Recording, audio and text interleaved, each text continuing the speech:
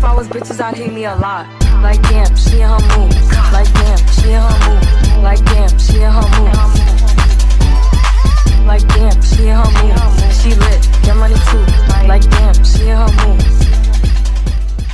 We are back with another Jael in the Matrix. This is episode 10. Okay, so what I'm going to talk about today is Black love with a little bit of a twist. So lately you hear a lot about Black love, okay? These Black empowerment conversations having to do with love. And in my opinion, I just do not hear Black wealth being brought up enough. And not only do I not hear it being brought up enough, but I just do not hear narratives of empowering us rather than speaking about people that hate us and things that actually disempower us. I do not see us putting enough focus on the things that we can do right now to gain wealth. And I also don't think that a lot of us are realistic enough about how that wealth is attained.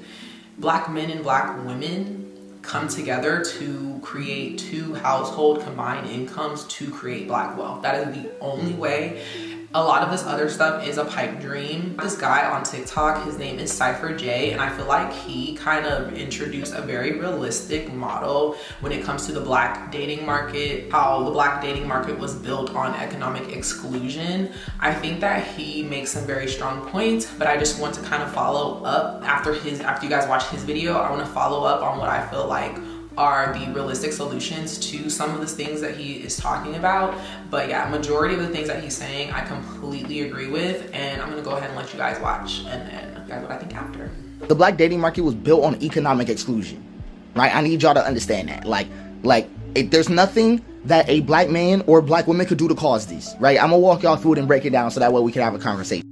So the thing is that Black people were set up to fail. Y'all keep acting like the problem is Black men versus Black women, but like we woke up one day and just decided to hate each other. No, the real problem is that Black men got systemically robbed, Black women got systemically locked out, and then America told us to date like white people, right? In a system that was never built for us to win.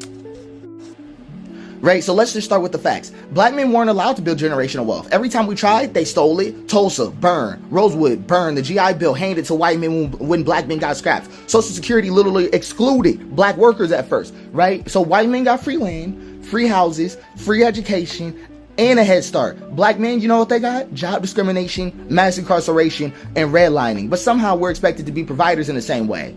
How? With what? Right, like that's the conversation that Black men are trying to have. But hold on. There's another conversation that's going on at the same time. Black women weren't allowed to build financial security either, right? They couldn't own property for years, right? Couldn't even get a bank account without a husband or father signing, right? Got pushed into domestic work that paid nothing, right? So, and they were forced to be main caretakers even when they work full time. So now they're exhausted, right? Because America expects them to work full-time and be full-time caregivers, unpaid, no development, nor growth. Are you seeing it? Right? The American dating model was never for us. The American dating model does not work with Black couples. The reason why white couples prospered back in the day was government handouts, one-income households that only worked because government backed the wealth. The government was acting like somebody's wife, right? And Black people never got that. Okay, so instead of fixing the system, America just told us, work harder. Black men stop being so broke. Black women stop being so independent. No, just fix the decades of exclusion that got us here. Okay, just fix the road that took us here and we'll stop walking on it. Okay, so Black men were never allowed to build wealth. So they struggle becoming the providers America expects them to be. That is all that happened. Okay, and the lack of sympathy that we're being encouraged to show to each other is just wrong, right? Black women were forced to work and do unpaid labor, so now they're exhausted and don't want to carry men.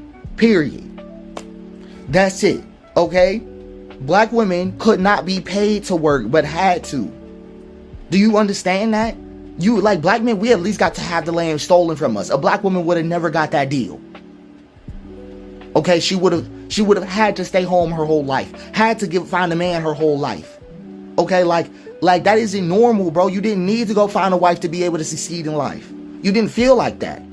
Okay, and I hate that I have to explain it, but we're not the enemy. Both are struggling, but instead of fixing the system, America just makes us turn on each other. So if we're going to talk about Black dating struggles, we have to talk about how economic exclusion created relationship insecurity in the first place. Stop blaming each other. Start blaming policies that rob both of us.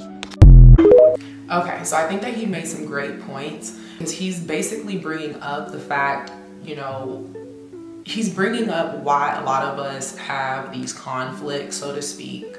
I think that the narrative is really man versus woman. I think a lot of times people are just skipping the work to, like he said, really talk about what the underlying issues are. This is why I make it very clear there is a difference between gender wars and breaking down the gender dynamics, which got us here today, which he is doing actually perfectly.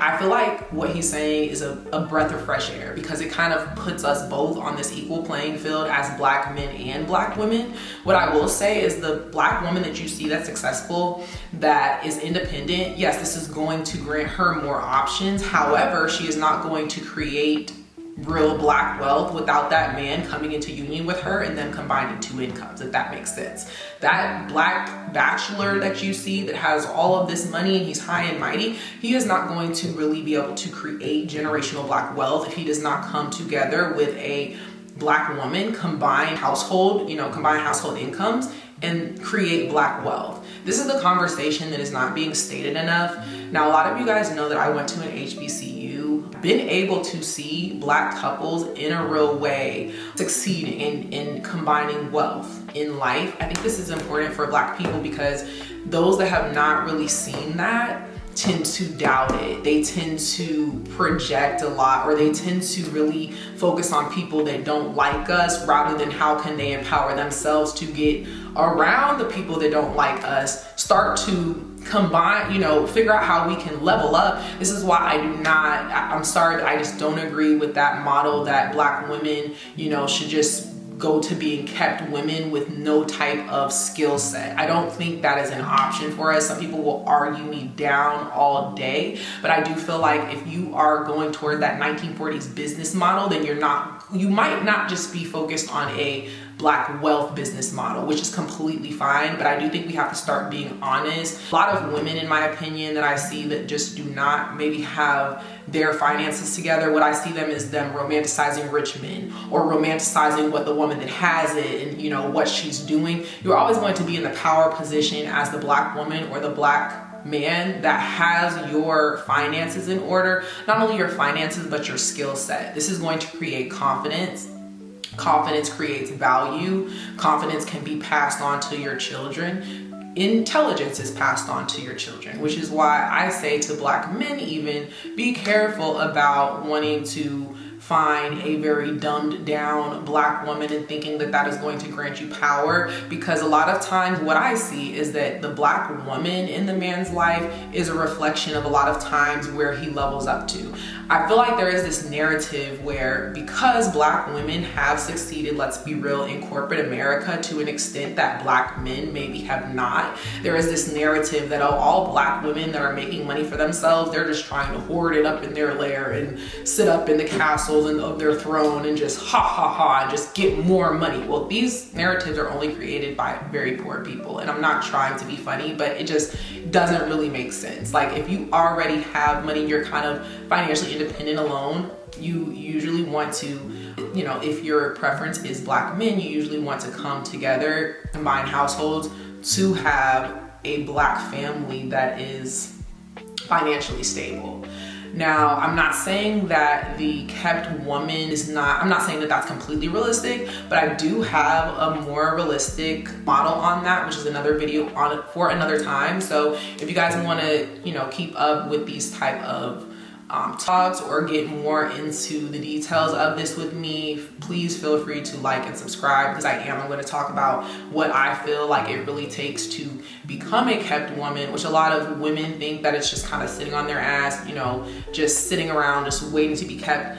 I found that when I became the most independent, I started to have more options. That is 100%. And, men, you can take from this what you guys need, but women, if you get in a high-paying industry, for instance, and you start to be around rich men, you stop romanticizing them as much because you start to see what it is. Not only that, but I think a lot of women just want to be more financially stable, and the confidence, the freedom that comes with that. I don't think that that's different when it comes to man or woman in this modern society, which is why I feel in my opinion, that black men and black women need to be focused on high-paying skill sets, high-paying industries. And I think that we need to also be careful of who we are getting our information from as far as telling us that we can't do this or can't do that. I have been a BA in tech for almost 5 years now. 5 years ago, if I wasn't in tech, I probably would still be going around telling people, oh, well, this isn't possible for us because these people hate us. No, I made it happen, which is why more of us need to do the work,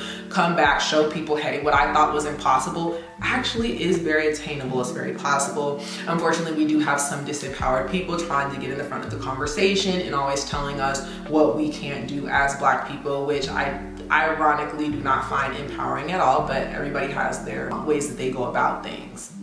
I think though that if we're going to talk true black wealth and how that is acquired, I don't think that black women get there alone, and I don't think that black men get there alone. And that is where the conversation of need comes in. We need each other to create financial income. Last thing that I want to say, because I know a lot of people think that I'm anti people talking about racism sometimes or white supremacy.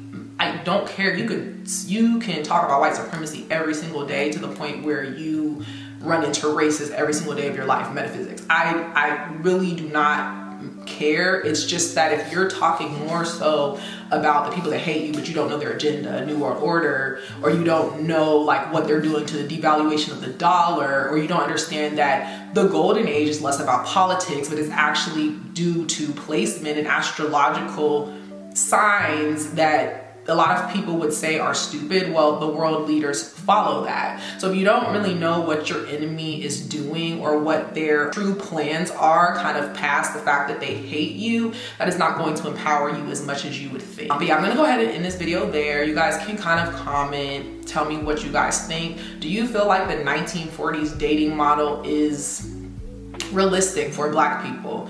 Am I the one that's crazy here? Am I going a little bit, too far and being negative? The fact that I feel like we can, sky's the limit. I feel as though our limits are not there. I do not feel like that, despite what the government may owe us. So, I don't know. Tell me if I'm the crazy one, y'all. I think that he's making some really good points.